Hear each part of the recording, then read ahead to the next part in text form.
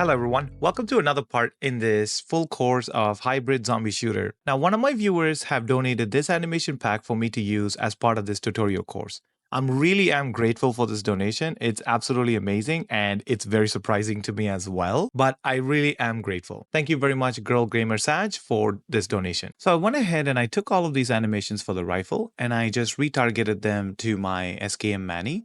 And then also I updated the blend space with the new animations. I haven't done anything different than what we have already went through using the Mixamo animations. The only difference is we now have new animations instead of the Mixamo animation. But everything else should work exactly the same. I have also created a simple Excel sheet online to keep track of all of the cost that's going into building this project.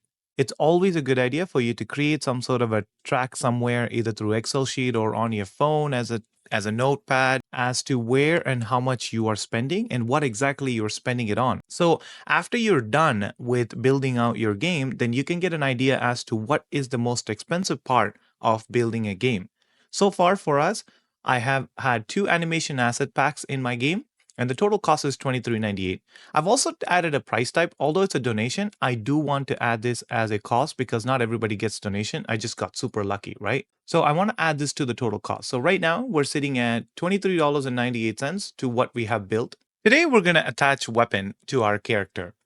Now in the Fab store, we do have this FPS weapon bundle, which comes with really good quality weapons. It doesn't come with the audio or the effects, but the weapon model itself is really good for us to use, and it's totally free for you to use. So I have went ahead and downloaded this pack and added it to my game already. Now let's go ahead and add this weapon to our character. Adding a weapon to our character is pretty straightforward, and let me show you how you can do this. In your third-person folder, go to the blueprints and open up your third-person character blueprint. And you should have your character already set up with the animations going on.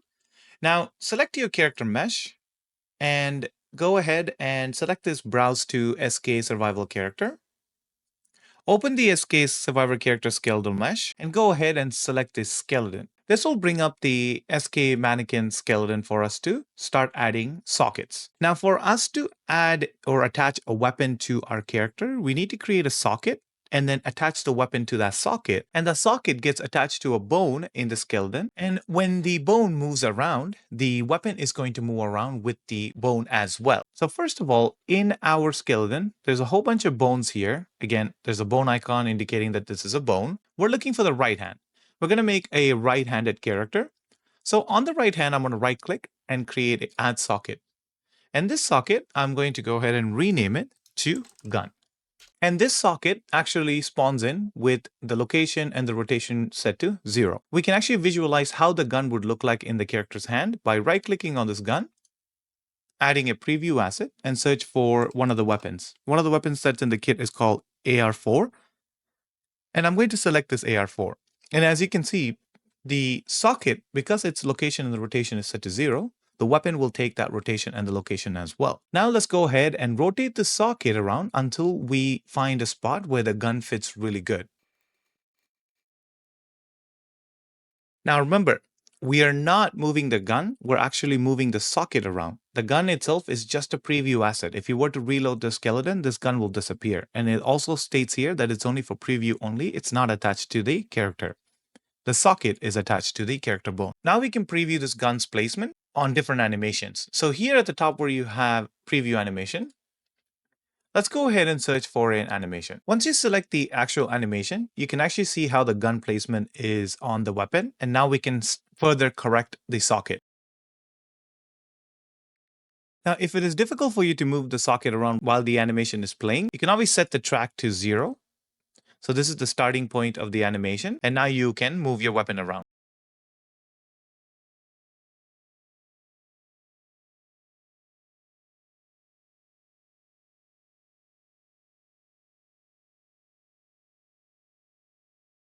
So just like this. Now I'm really happy with the position where the gun has been placed. Let's go ahead and save this. Now you can select the preview mesh. You have to press and hold, and then now you can click on delete, and then the preview mesh will be gone. Now let's go back to our third-person character blueprint. Select our mesh and add in a new skeletal mesh. Now again, you can choose to add in a static mesh or skeletal mesh. If your gun already has animations built into it, like firing and the bullets coming out, then you would use a skeletal mesh. But if you have a static weapon, then you would just use a static mesh. Now, I'm going to name this as rifle. Compile and save. Select this rifle. And for now, I'm going to go ahead and search for the AR4. Select the AR4 rifle. It's going to be at the very bottom because we haven't really attached this to our socket. While the rifle is selected, on the right side, you will see a parent socket. Here, we can go ahead and search for our gun socket that we just created. And then select it. And then now you can see how the gun is placed on the hand. We can improve the socket by rotating it a little bit more, as I don't want this gun to go through the player's hand. I'm also going to go ahead and change the preview mesh to the survival character. And on the gun, I'm going to add that preview asset again. There you can see what the problem is. And then now we can go ahead and rotate this a little bit just to fix that issue that we were having. And the finger is on the trigger, which looks very good. Now we can go ahead and save it. And now back in our third person, you can see our character is now properly holding the gun. Now if I go in game, you can see how the player is holding on to the gun and the player is walking with the gun in their hand. Everything looks to be okay. Now let's go ahead and add our pistol. First, I want to change the animation to a pistol animation. This is our pistol idle animation. And now if I right click on this gun and add a pistol asset, so let's say this BLK, immediately you'll see the problem here. The problem is that the gun is sitting way far up high. And if you were to modify this gun socket right now, this is going to affect the rifle. So what we're going to do to circumvent that issue is to add in a secondary socket, and then that will make it specifically for the pistol only. So we're going to go ahead and delete that. And then on the hand, I'm going to right click and add in a new socket. And this one, I'm going to name it as pistol. Right click on this, add a preview asset. This would be our BLK pistol. And then now we're going to go ahead and transform this pistol into the proper positioning.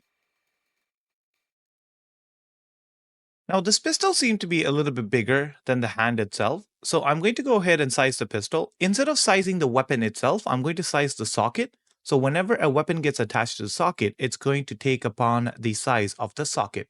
So here where we have the relative scale, I'm going to make this as 0.8, 0.8, and 0.8.